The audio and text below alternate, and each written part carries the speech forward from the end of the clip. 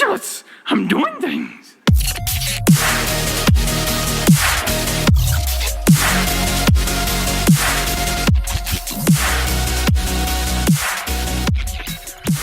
Hey again, guys. Today we're talking about a new movie we just saw in theaters. This one right here. So of course there are going to be spoilers in this podcast. You have been warned. Thanks for watching, and I'll catch you later. Alrighty, so we just got out of Spider-Man Far From Home. This will be our thoughts.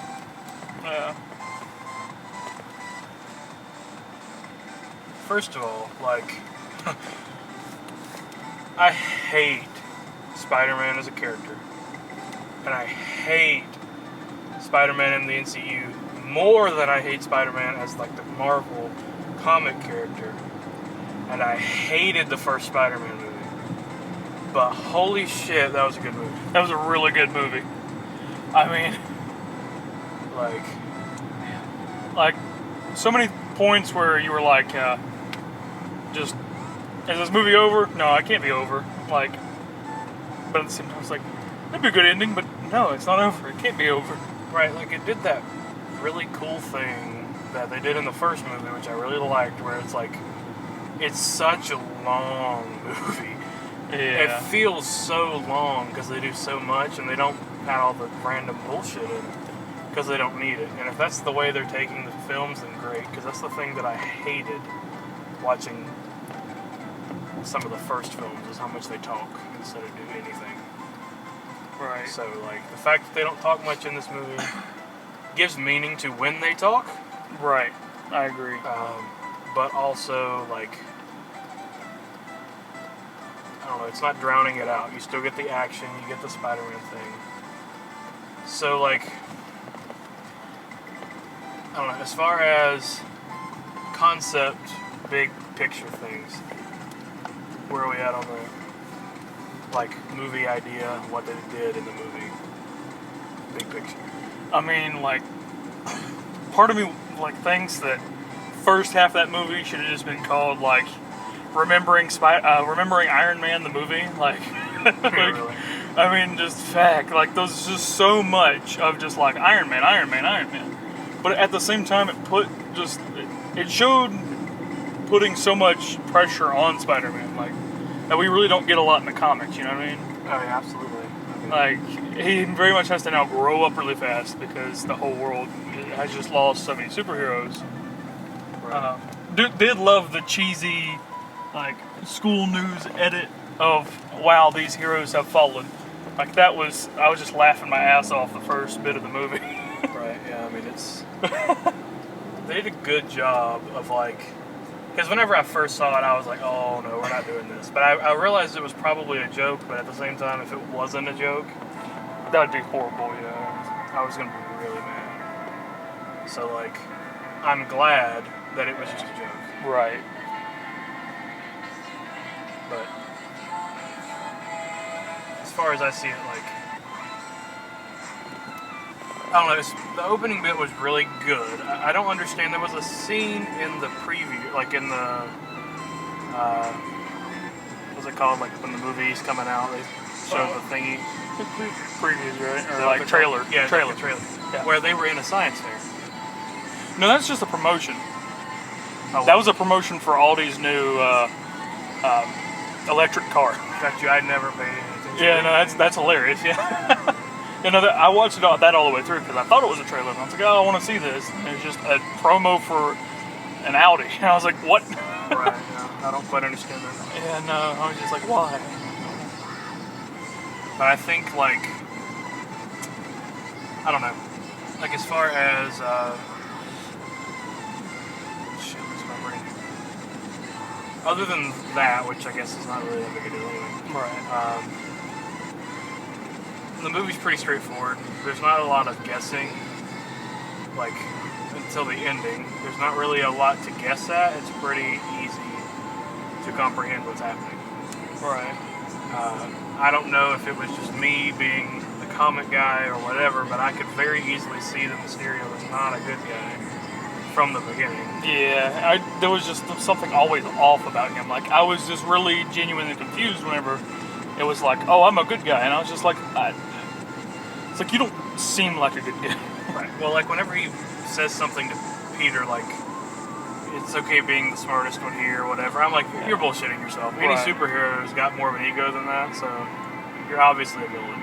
Like, Right.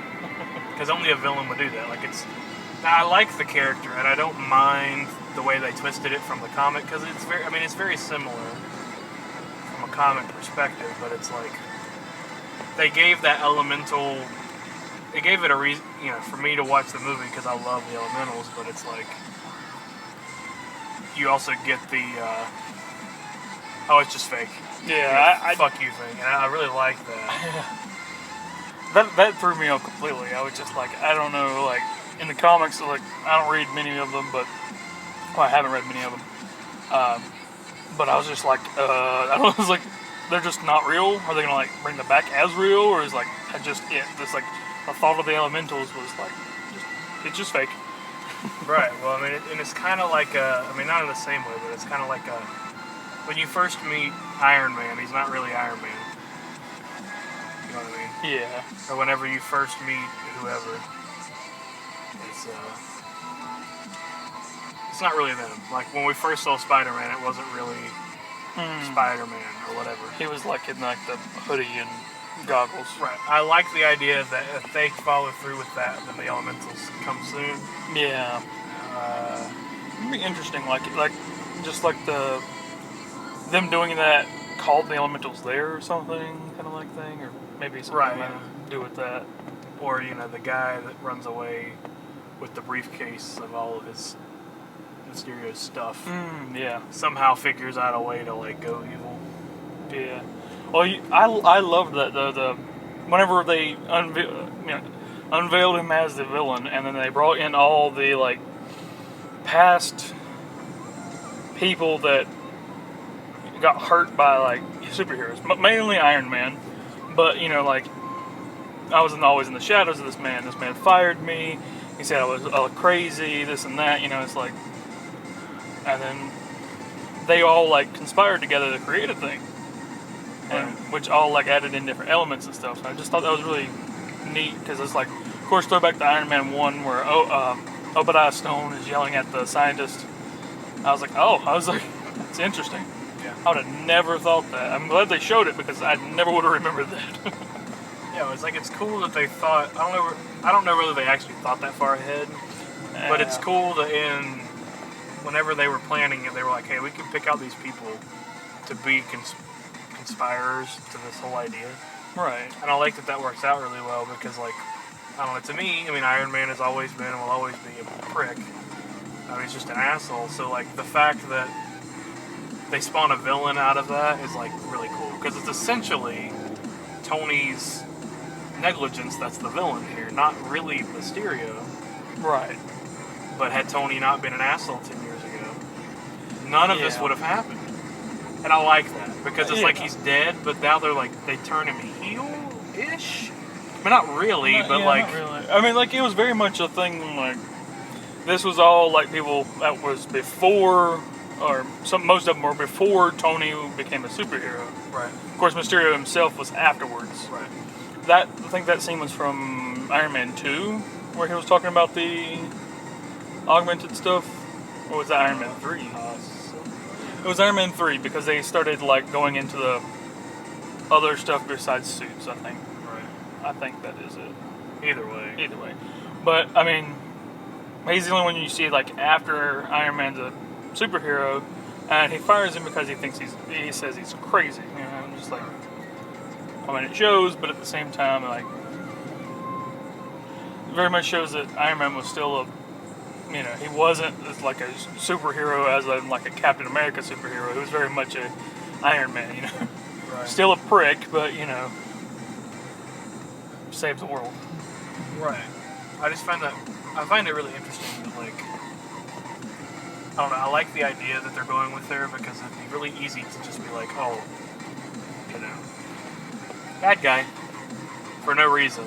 Like, because anybody can be a bad guy, so it doesn't have to be a reason. but for some reason they made the choice to connect that, you know, like intentionally, like, hey, these people are all affected by Tony and therefore they are bad or whatever. Yeah. I really like that idea. No, I like it too. I mean, because it gives more meaning and it makes him feel, I mean, it makes the villain feel more relatable. Where, you know, if it was just some random guy that, whatever, but like, the fact that, like, oh yeah, everybody's been in a place like that at one point or another, and then, you know, standing up for yourself, maybe not doing it the best way possible, but at least trying, you know? yeah. So, I don't know, I think other than that, though, Mysterio's character still is pretty flawless. Like, I think that the guy that plays him is a really good match for the comic version. Kind of mysterious in and of himself, but like not too flashy either. Like, Right. because his whole thing is he's essentially a human version. Iron Man meets like almost like a Loki character as far as you know, mystery. I mean, literally, you know, mischief equal or meets mystery. And so it's interesting that they're like, I mean, you know, obviously they state the facts of where he's from, whatever. He's not from this Earth or whatever, But which I like. But at the same time, like, he's not. I mean, like, that whole multiverse thing. Like, I don't know if Marvel's actually going to try and run with that and say it was real, but because it was all that whole like multiverse thing, him being a, you know, like a superhero kind of thing, was all fabricated by a dude wearing a hat, just a random dude.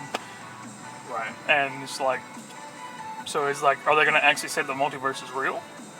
Are they going to go with the same fact that that's all fake? Right. But I mean, for the authenticity of the moment, it makes it genuine. Right. Yeah.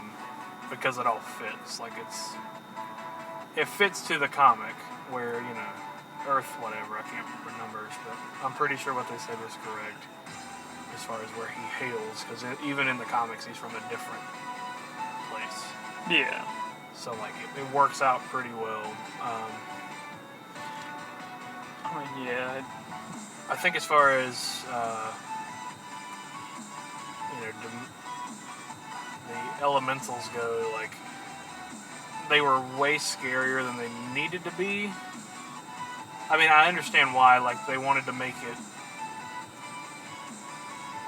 not clear that they weren't the villains, but at the same time, it just felt like they were trying too hard to make them villains. Because in the comics, they're not like. I mean, yeah, they are like that. They're like big beings, but they act more like a, you know, the Thing or whatever it's called from the Fantastic Four, where they're just like stuck in the position that they're in. They're scared and they're just trying to defend themselves. Yeah, I mean, yeah, they're still evil. Ah, gotcha. But they're not picking fights. They're just, you know, they have the wrong intentions when they do fight. Gotcha. But they're not they're not just going to show up on an Earth and try to blow it up. Like, that's not how it works. You know, they're evil, but that's not their goal. They don't really have a goal. They're more mischievous than they are, you know, world domination. I gotcha.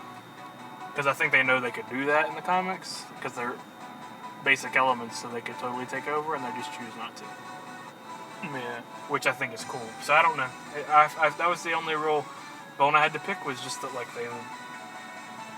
they were a little bit too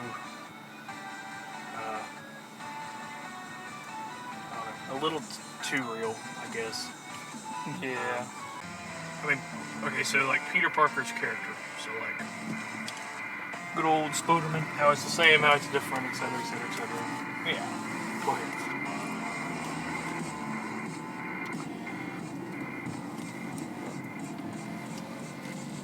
So if I'm just talking about like Spider-Man in general. None. Sorry, had to stop talking for merging. We're just talking about like Peter Parker, not the rest of the movie, none of that. I think that there's a big difference between the first movie Peter Parker and now Peter Parker. Right. I think he has grown up. I think he is more battle ready, or or however you want to say that. You know, well, I mean, one thing is he can fight way better. Right. He still has the kiddish kind of like stutter thing, not as much, but you know, that is his character. You know, as a teenager. Sure. But like just seeing him fight in the original movie just looked like a wet noodle flying through the air. This movie, he took out packs of drones, and you know, he was just fighting things that were invisible. You know, honing his Peter Tingle, as they called it in this movie, instead of spider sense. You know, that was pretty funny within itself. It's childish humor, but it was weird. It was interesting seeing them call it something else. But that being said, it's just he was way more grown up. Sure, and I think that's something we needed to see to kind of appreciate Spider-Man. I think, like, Yeah. because I mean, let's be honest, he was just a joke, right? Like, whenever he was in the Avengers movies, except for maybe Endgame, he was basically a joke. Yeah. Like, not even like an Avenger or whatever. You know what I mean? Like, it's just kind of he was just there and existed, which is whatever. But, like, he didn't add anything. You know, he had a couple little moments, but and even in the first Spider-Man movie, like, pretty much everything else would have been fine had he just not been there. So, like, Yeah. and I think the first movie is a really good example of a really bad villain. Like, it had that interest, you know, and it kind of connected Peter Parker to him and all that stuff. But other than that, it's just like, just a villain. He's just a stereotypical pull him out of the air villain. Yeah. And so I think it's nice that in this movie, you know, Mysterio has that, like, you know, Iron Man vibe visually, but also, like, you know, aesthetically, and the way he speaks and the way he presents himself. He's kind of like just if Iron Man was just on, like, cocaine, you know, was super mellow, like, that would be basically what Iron Man would be. Yeah. And so it's like, that works. You know, it gives it more depth, and I really like that. As far as Peter Parker or Spider-Man go, I definitely think they stepped it up where they needed to, because I was definitely on the train of, if the action sequence looks the same as it did last movie, I'm going to walk out, or I'm just going to, like, throw up everywhere. But, like, it didn't feel fake, at least not as much. It didn't feel like they were reaching for something. Like, he didn't dive, like, 6 million feet and then catch himself last second. Yeah. Anytime he fell 6,000 feet, he slammed into the concrete. Right. He took a beating in this movie. Right. Like, he got hit by a train, just a bullet train, and was like, I'm okay. Well, kind of. Which is interesting because, you know, you would think they would try to buff him up superpower-wise to make him more presentable, because he's just a kid, right? And that's the whole thing. But instead of doing that, they actually, you know, pull out his human side. Right, yeah. But that makes us appreciate his superhero side more. Yeah. It's interesting how that works. And whoever did that on their creative team needs a, you know, raise. Yeah, they definitely need a raise. Because had they tried to force on us that he was just all of a sudden a superhero, Right. the main Avenger or whatever, Iron Man 2 or whatever you want to call it, like, Right. I would have been like, no, you fuck you, shut up. You know, like, he's a kid. He doesn't even have his license. Okay, how the fuck? But, you know, it was a little cheesy whenever, like, what's his name? Happy. Happy, yeah. I was going with Tiny, but it's close enough. Yeah, Happy Hogan. Good old Happy Hogan. Whenever Happy was like, hey, I'm here somehow. No. Like, I get it, those planes are fast and all that shit, but like, Yeah. you know. And then all of a sudden they just happen to have the tech on board to make a suit, and he just happens to know how to work the tech that makes the suit. Like, I was like, okay, you're stretching a little bit here. Because how the fuck would he know how to do that? He wouldn't, but... But at the same time, I don't care. Yeah. Because I guess he was just basically talking to himself and the computer did it. I guess you could say that. Yeah, that was more like just easy interface kind of thing. Right. I mean... So, I don't know. I think it's cool how he had the idea and was able to, like, oh, if I put webs that have electroshock or whatever, then I can take the drones down. It was good that he was able to come up with that, because that's something that I could see a kid doing, being like, oh shit, yeah, fight technology with technology, Right, new aged way or whatever, and short circuit it. Whereas, you know, if you were Thor, he would have been like, ooh, we just need to, you know, I hit it with a hammer. right? And that would have taken way longer. It would have been like not as cool either. But Yeah, I mean... I think Peter Parker grew up in 5 years, or whatever you want to call that. Yeah. Time. Well, they called it the blip, but of course, he was blipped. You know, he dusted and came back. Right. So, I mean, Which is weird. but if you want to call it 5 years in time, in real time, or whatever, Yeah. that's still pretty dope. That, like, I don't know how that works. I don't know that they've really ever explained how the blip works. Like, how the people feel when they come back or whatever. Yeah, no, they didn't go too much into that, which is interesting. But I just wonder if, like, I mean, I guess once you learn you died for 5 years, Yeah. then you would have to step up a little bit. Right. And I think that's interesting, and it kind of leads me into the whole, I was going to get into the romanticisms with BJ, what's her name? AMJ. Yeah, that's Zendaya. What's love interest number one. Right, but it's like, I think it's interesting to think about the idea that had the blip not happened, Right. he probably wouldn't be chasing MJ. Or, you know, at least not in the fashion that he is. Right. Yeah. Because, like, as a 16-year-old boy that is a fucking nerd and everything, blah, blah, blah, it's really easy to be like, oh no, even if this chick is also a nerd and whatever, she's way out of my league, right? Right. Yeah. And so for him to be like, well, I've basically just died, and I'm now just like this superhero, it would be even easier to just like go up, cuddle up in a little ball and be like, you know, go insane. Yeah. But instead he's like, hey, there's this girl and I like her and I'm gonna do whatever. And I like that. I didn't hate it at all whenever he was like, I don't want to be a part of this mission. I want to go back with my friends, because I could totally see me doing that. Yeah. Like, if I was in that position, in an instant, right? Like, it's not even a question.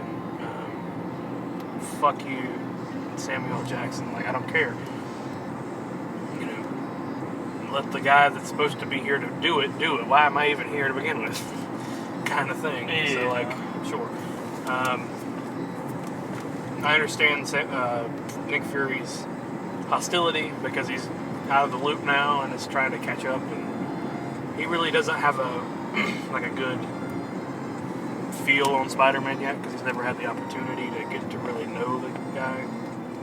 Yeah, he's never met Spider-Man until like we actually see him in the hotel room. Right. So I think it's interesting that, like, I mean, I understand where he's coming from, but at the same time, it's a kid, and I'd like to see the kid kind of grow up. And Right.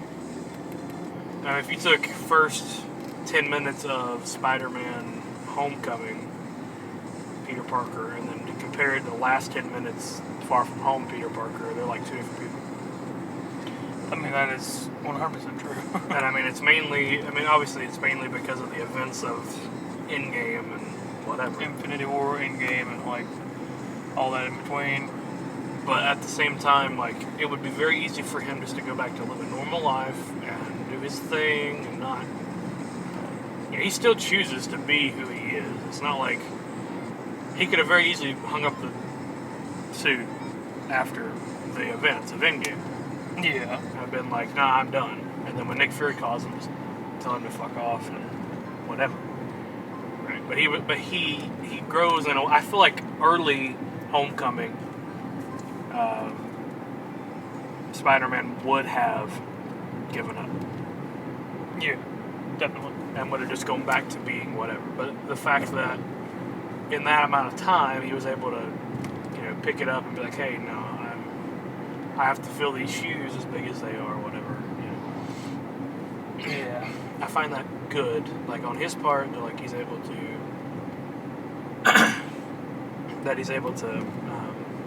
fill the shoes relatively well. I mean, like I like the way Happy put it, like even Iron Man couldn't fill Iron Man's shoes. Yeah. I mean, Which is an idea that I really like and understand it in their context, but also in the context for me, movie versus comic book.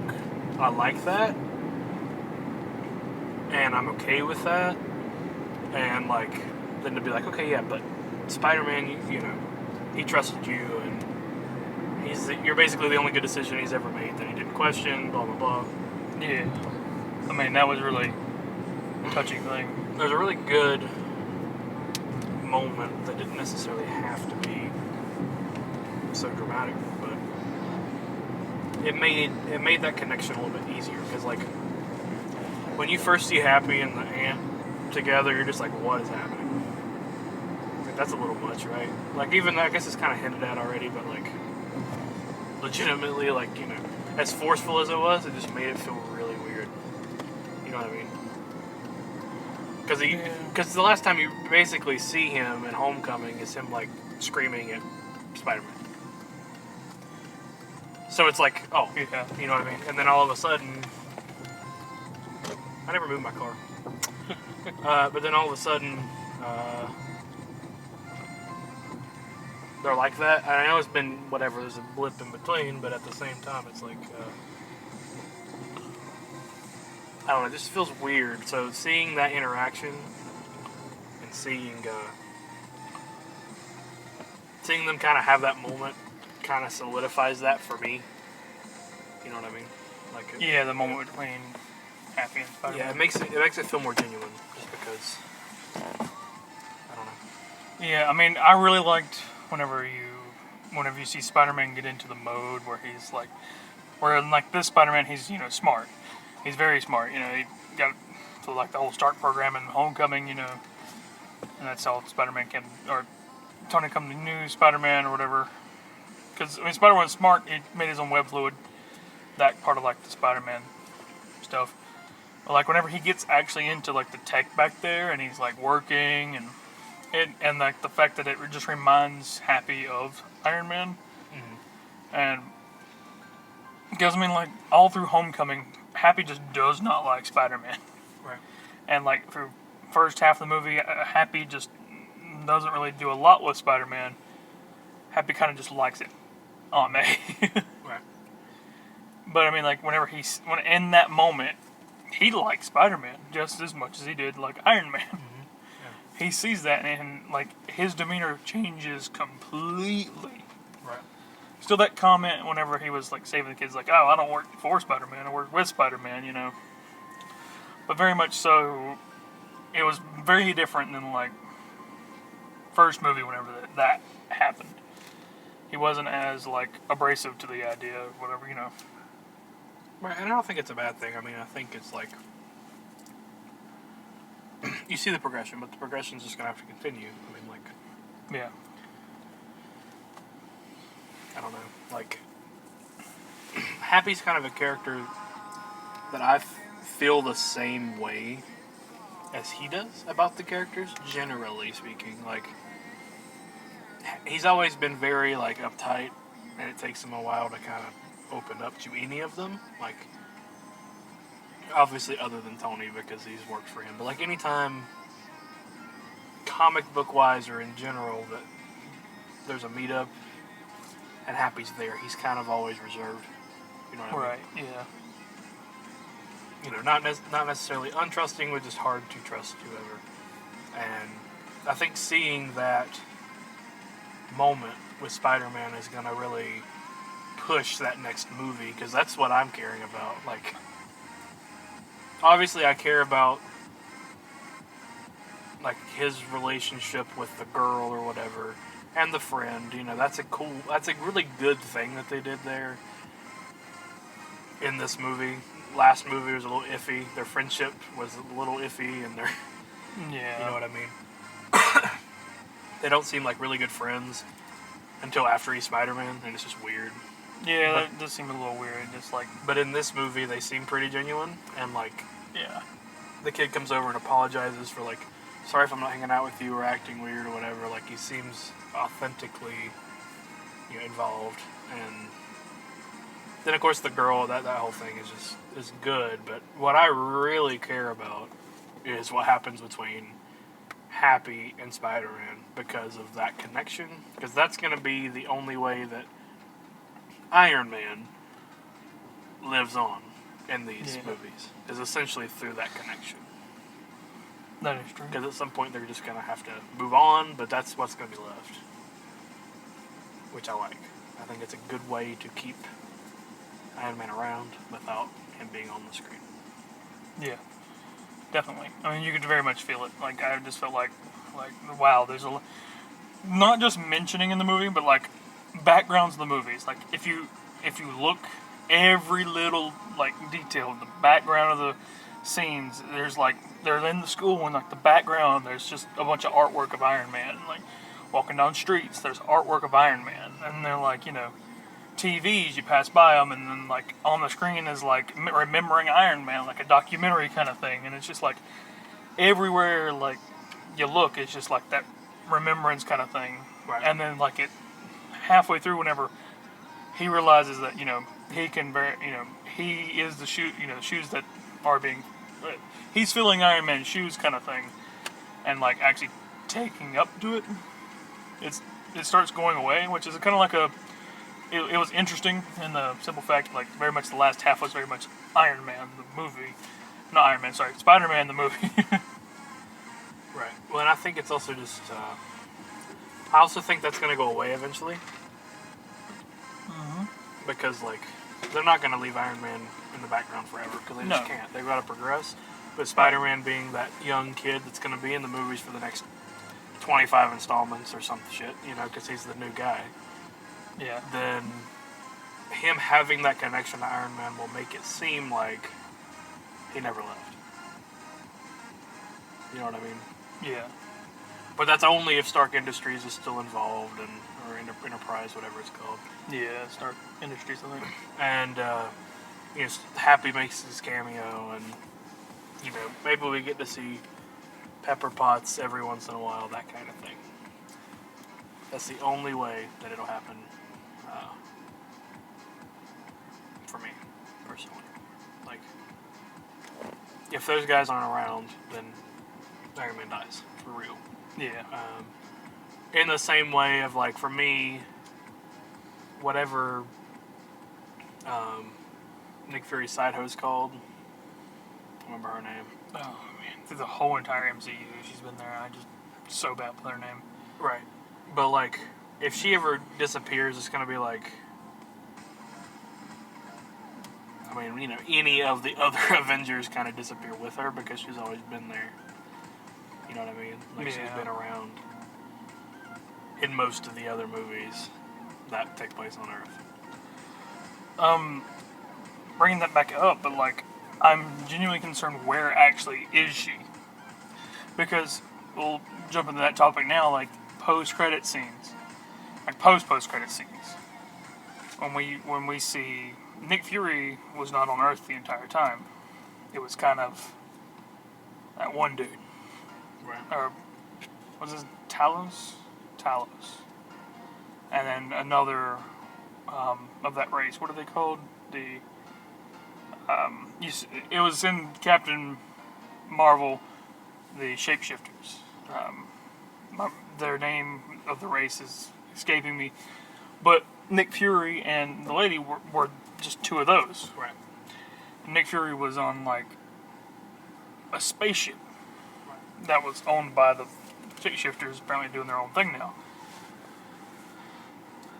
I don't know. We don't know where actually that woman was. True. I mean, she probably is in the spaceship, yada yada yada. But I mean, like, we don't know actually where she is. Right. But I mean, even if she's not, just her face being around kind of keeps that in memoriam. Yeah. Because, I mean, I feel like Nick Fury is just going to be around forever and ever, but he doesn't really. I mean, he's there and everything too, but like, he's just kind of his own entity, his own superhero. Yeah. She just kind of is a remnant of something else. I mean, she's got her moments too, but like, generally speaking, she's just kind of a side character. So Yeah. her being around is kind of like Happy being around. Yeah. It's not. I agree. In memoriam to the Avengers and when they were all in a room together, and now it's just her Yeah. kind of thing. But we can talk about that post-credit scenes. I don't know. Have you? I mean, I know you haven't like seen a lot of. I don't. Have you actually watched Captain Marvel? No. Okay, so in Captain Marvel, just I don't know how to give a basic rundown, but you know, like she is a Kree warrior, and then she finds out she's not actually a Kree warrior, and then she realizes she's fighting for the wrong side, which she's trying to kill these shapeshifters, which the shapeshifters are just people trying to flee and not die. Right. And the Kree are evil people this whole entire time.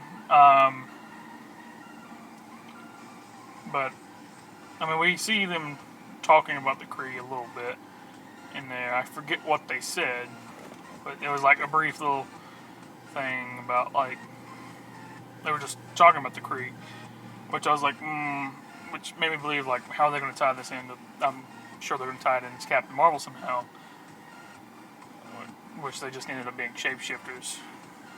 Right. And that's going to be really interesting. I'm genuinely excited to see why Nick Fury's on the spaceship, how he got on the spaceship.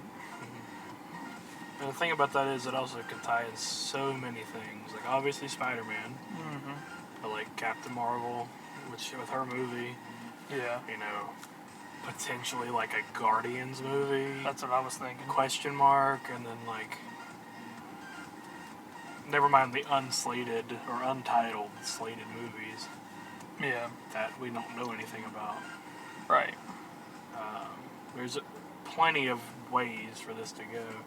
It's just it's interesting to see how they're going to do this now that they don't have like a baseline to run off of anymore. They have to really be, they can be as free as they want to take this wherever they want to take it, which I think is interesting. Yeah, You know, they're introducing characters that aren't as developed in general. I mean, like, all of these characters don't have as much backstory in a comic sense and otherwise, so they're free to do what they want to with them. You know, we still have the Black Widow movie and the Black Panther movie that'll somehow tie into all this too. yeah, that's true. So, and all the Disney Plus spin-offs that'll come out. Yeah, So the question is, how does that tie into this? I think is the thing that I'm excited for. that is a good question. Like, where is Spider-Man going to go next? Is he going to be going back to the neighborhood Spider-Man? And it's like, oh well, we can talk about the pre-credits scene, like the post-movie pre-credits scene, where where before the dude dies, he records a video, saying that Spider-Man is bad. He was Right. good Mysterio was good the entire time. Spider-Man's bad, has an army of drones, and his name's actually Peter Parker. Right. Like, they reveal that he is Spider-Man, so he doesn't have a secret identity anymore. How is that going to go? Because, you know, so many people, not just people like angry people probably coming after him, people who died in London probably coming after him, but like enemies in general, like oh, I now know that this kid is, you know, could possibly stop me in the future. Let me just kill him, kind of thing. You know, how's that going to bring him in? He's going to need help, this and that. Yeah, I mean, my whole thing with it. Before I tell you what I really think, I'm just gonna throw a blurb in. The scene where he and the girl are on the bridge is such a good scene. Yeah. I mean, it's filmed very well. The actor and actress are great in what they do.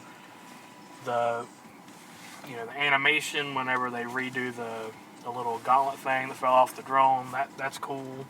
Yeah. Gauntlet's not the word, but you get my point. Projector. Yeah. Whenever that's going on, that's super cool. Their reactions to it seem genuine. It's like it's really there to them. Like it's a whole thing, and it really brings that development and that relationship closer together. It's a great scene. But then it's kind of ruined by the end because although it happens, not everybody knows, so her knowing isn't as important anymore. But I also think that's the smartest way they could have done it if they were going to reveal his name. Because if she didn't know before everyone else, it would make him look like an asshole. Chasing the girl but not willing to give up his whatever. So, the fact that he was able to give it up and still everyone find out anyways is interesting. I don't know that I love it. I don't know that I hate it. Yeah. I'm tossed back and forth because I feel like that moment would have been more impactful had nobody else known. But this is obviously the way they're going to go with his character. Yeah. Which I'm okay with too. I'm totally okay with everyone running at him, kind of like a Iron Man thing, Yeah. Everyone hates him. Filling the shoes on a different level.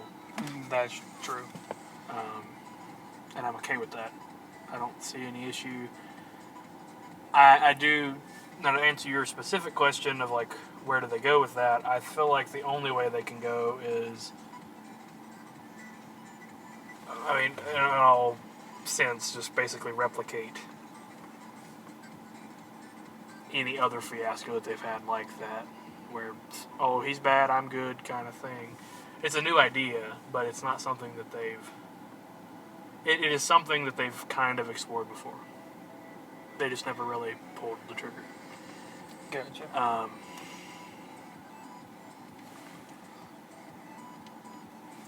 mean, any other bad, good character could be thrown in the middle of that, and it would have been really easy to do that to them, too. I think the main thing that shocks is the fact that he's not a bad, good character. He's not both. He's just good all the time, and as of this point has not made a decision that makes him look bad at all, so it's difficult for us, the viewer, to understand that. There are other characters in the MCU that are like, yeah, I could see where you'd say he's a bad guy or a good guy or whatever. And that coin can be flipped, you know what I mean? But here there's not any question he's a good character. He has no malicious intention at all, ever. Yeah. So it's hard. So yeah, I don't know. I think that I mean, I know Disney and Marvel or whoever you want to say is smart. I know they're smart and they'll come up with whatever's best. Because I had no faith in this movie at all, but it turned around, right? Yeah. And really brought to light for me the character more than it probably ever would have otherwise. Because I just don't like Spider-Man, never have. Comics, old movies, new old movies, none of that. Didn't like it. And the new movie, not the one before this, Homecoming, didn't do it for me either. And I was just kind of done with this whole thing, move on from Spider-Man, find something else. But now I'm kind of getting into it. Like this movie almost makes up for all of the bad movies for me. Almost. And I'm interested to see how his character develops as the series progresses, because whether they call it Avengers 18 or whatever it's going to be, or if they call it something else, the next movie where they're all together, he's going to have a different role than he did in the last Avengers movies, because he's going to be in charge, or in some form or fashion a major character, not just a side character. Right.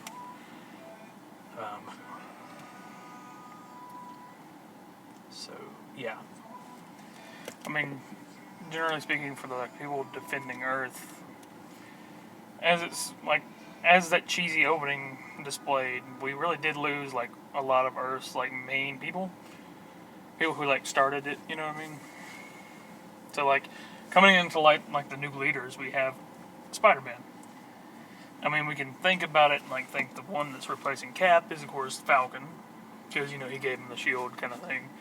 Don't know if he's gonna get a movie or not, but there is with that main one there. Thor is still alive. If we're talking like main three, but like, of course he's going off with the Guardians of the Galaxy. It even says in this movie that he's off-world. We don't get anything else from that. And what was really interesting is like, he said, "What about Captain Marvel?" And straight up the dude, or Nick Fury, which we later find out is the other guy. He's just like, "Don't mention her name." He's like, "Just don't even mention it. Just don't even." Right. But at the same time, that is kind of an interesting concept. It wasn't Nick Fury saying that; it was the other guy. So that also leaves that open-end Yeah. question. Which is really interesting because, like, is she on that ship that we saw Nick Fury on? Is she doing something more important? Is that the reason he said that? Or is she, like, going down, like, a different path? Or, like, Right. why is the reason he said don't mention her name? Which also leads me, the other question that I have is Nick Fury really in charge at this point in the movie, or is it just them? Like, Nick Fury sent them, but they just do what they want. You know what I mean? Yeah, that was... Like, is he really, like, watching them, or is he just literally kicking back and letting them do it? And because that doesn't seem like a Nick Fury thing, to let them do it. No, it doesn't. But I also don't think he was in their ear talking for them. No. So that's just kind of where I'm... He very much was giving them orders on, like, what to do kind of thing. But it wasn't like like, you need to do this step by step. It was kind of like, hey, just kind of do this. Right. I just think and I again, not knowing Captain Marvel movie and lore and everything, but just in general, if they thought this was an actual threat, Yeah. wouldn't they have at least, had she been around to contact her? Like, not for Spider-Man to know, but do we know if they contacted her? I'm just curious as to whether or not they contacted her and she just didn't show up, or she said no, or if they just didn't contact her. You know what I mean? Yeah, that's an interesting, like, thought. Like, I was thinking that during that whole thing, too. Like, because, like, it makes a difference that it wasn't really Nick Fury. If it was just Nick Fury, then it's like, okay, that's kind of the answer. He contacted and she didn't respond, or he does not want to contact her. yeah. Either way. But the question is, with it not being him, how would that story change? Well, I was thinking about it this way, like, he sees Captain Marvel, as that, like, ultimate last decision kind of, like, thing, like he did with the Avengers. He probably sees that again. Well, Nick Fury's probably on the same path that he was at the beginning of the MCU. He's looking for people to defend the Earth. Now that he has lost his main ones and do not know where they are, or do not know where the ones that he knows are, he's looking for people to replace that. Right. So his first one is, of course, Iron Man. That is the first one that he's done now. And of course, I don't know why he's not on Earth doing it himself, but they are appearing as him instead of like appearing as like these weird creatures, I mean, that whole... I believe he's just restarting his whole, like, Avengers initiative kind of thing. So he's starting off with that again, which is...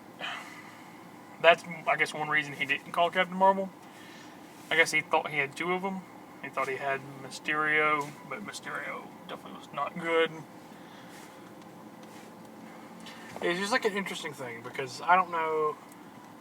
The shapeshifter things, are they intelligent, like, inherently? Yeah, they're a whole, like, intelligent life form.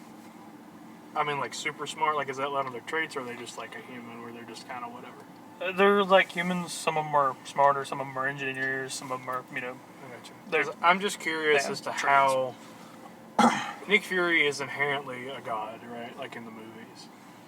So I'm just curious as to any time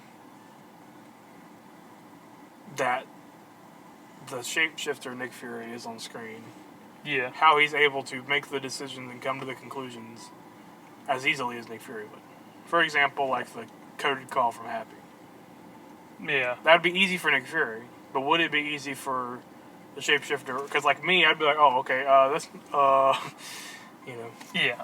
surfboard, okay, you know, I wouldn't realize it was coded at all.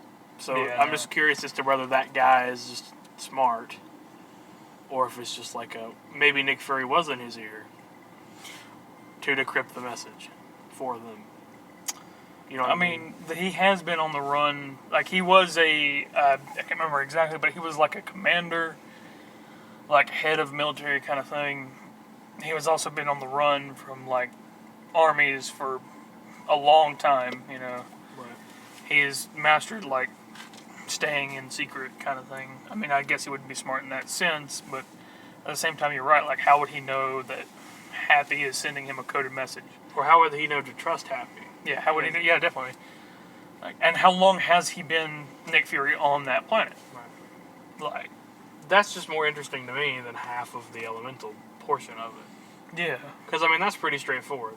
They're holograms. Yeah. And Mysterio's just a guy that's mad at Iron Man. Got it. Like, that's pretty easy. It's straightforward. But the other things are what's confusing to me. It's not... Yeah. I just... that, like, throws off, like, a lot of stuff. And gives, like, a lot of questions. And, like, why are they doing it like that? How was he such a Nick Fury? Like, Right. because Nick Fury's reserved and everything, and his character from Captain Marvel, the dude that was playing, or, you know, shapeshifted as Nick Fury, it definitely is not a Nick Fury character himself. So that's what I'm just curious about, is how it would work. How they expand on that. Because... unless...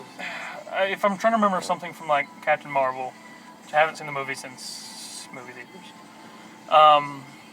I'm pretty sure the Kree can see into the past and act like you, kind of thing.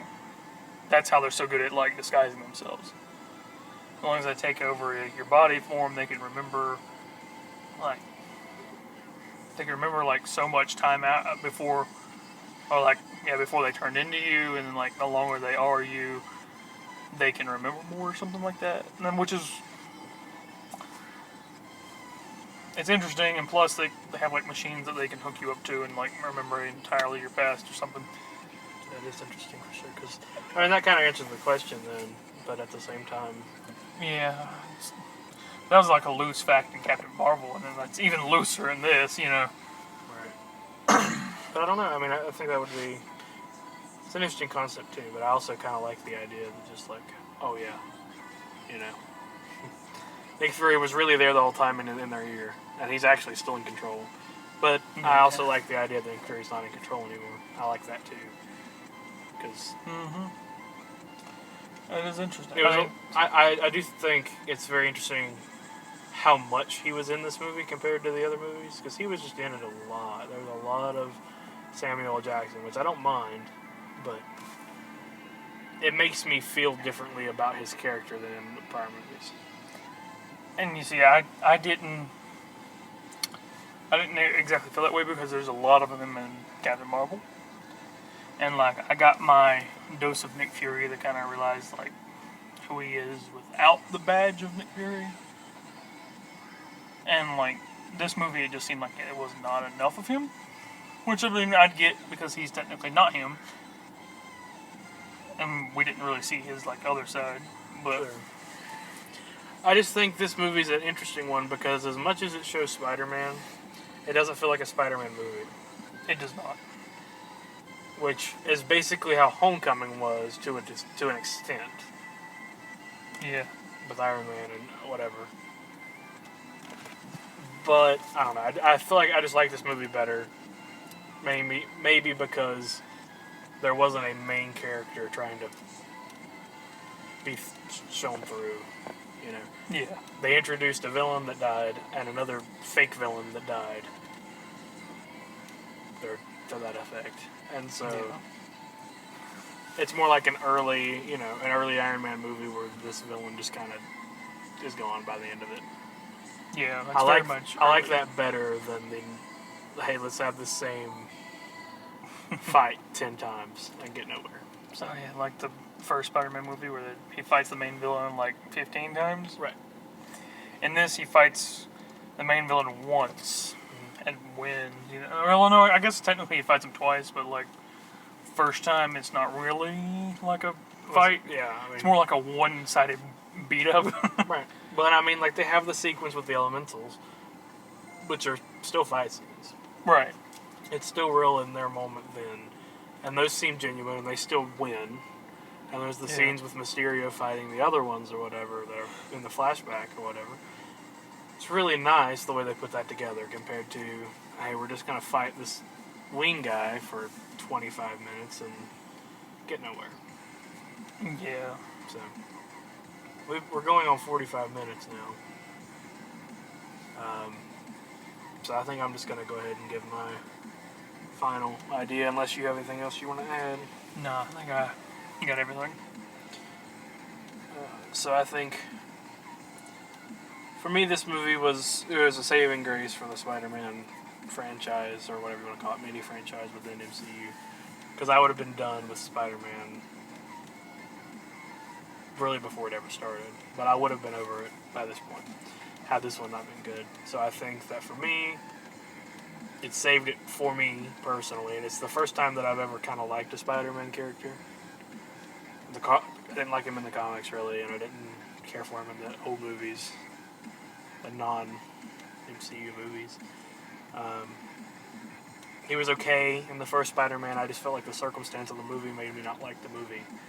And then this one just did it for me. There was nothing I did not like in this movie, I don't think. I don't think I have any bones to pick, except for the elementals looking the way that they do. And if that's my biggest issue, then we're okay. I like Mysterio's character. I like the way they introduce him in a way that's interesting to the comic, but it does not make the comic less relevant.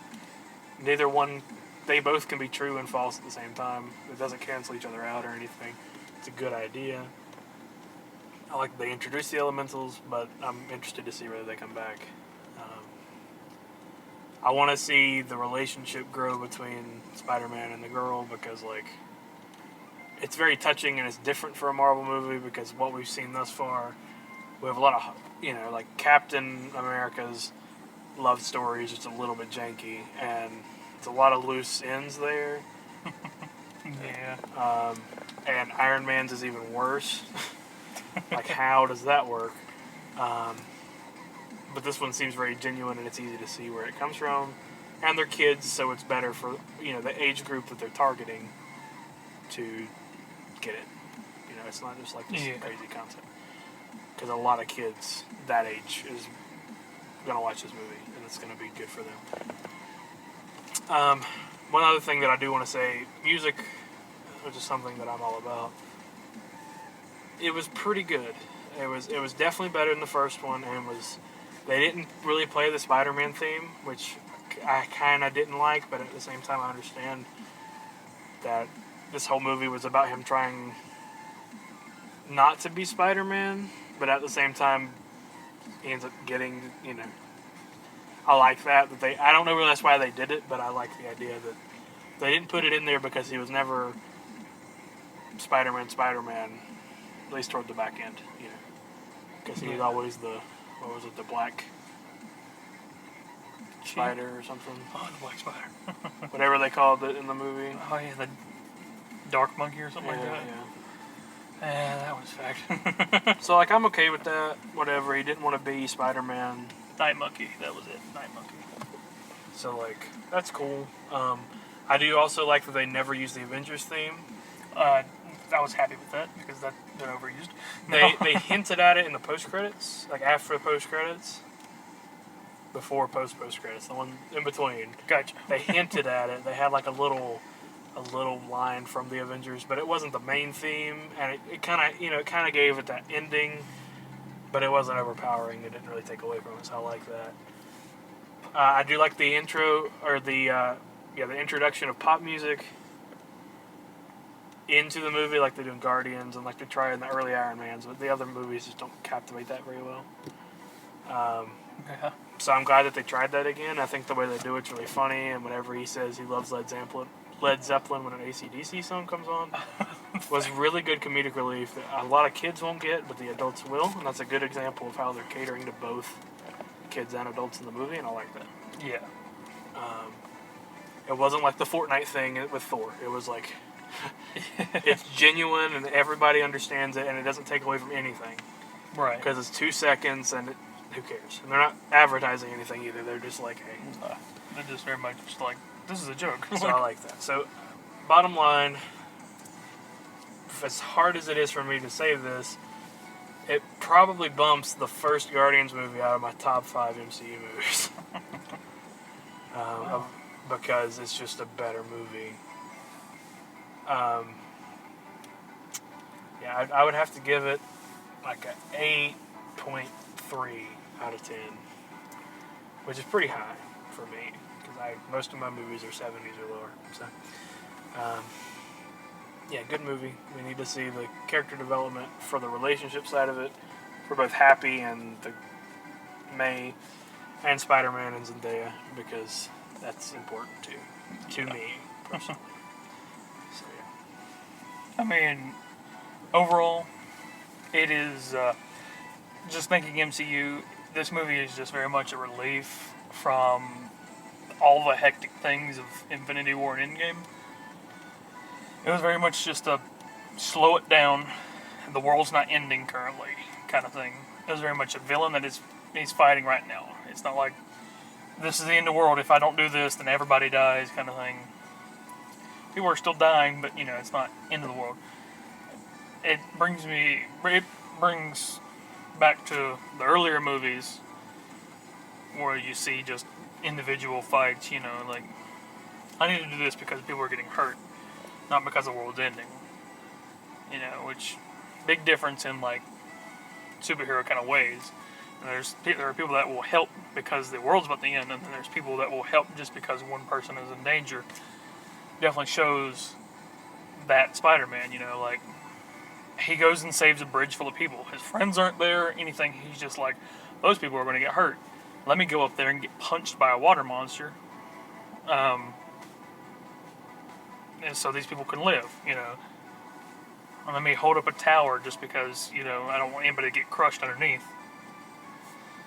And I really enjoyed the slow back because there's a lot of death and destruction in the past movies.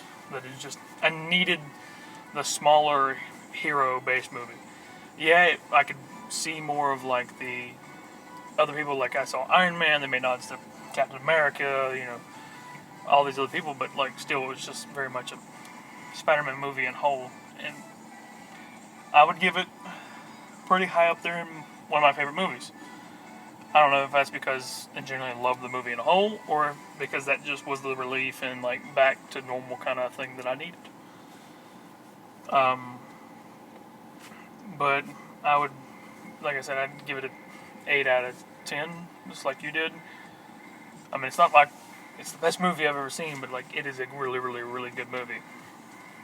I don't really rank a lot of things at 10, hardly anything at 10, but that was one of my favorite MCU movies now, just because it definitely keeps you on the edge of your seat, kind of thing. And solid standalone movie. If you really think about it that way, it could be a standalone movie. There are going to be a lot of things that kind of don't make sense, like the post-credit scenes, the post-credit scene, and like some of the other references. But overall, it was a really good movie. Thank you for listening to our rambles about Spider-Man Far From Home. We'll probably be doing this with the rest of the MCU movies that come out. Maybe some other movies that we go and see and just want to have rides home and talk about. Leave a like, comment. Be sure to subscribe and hit the bell so you'll never miss a new upload from Giblets Does. Because I'm doing things. Minecraft.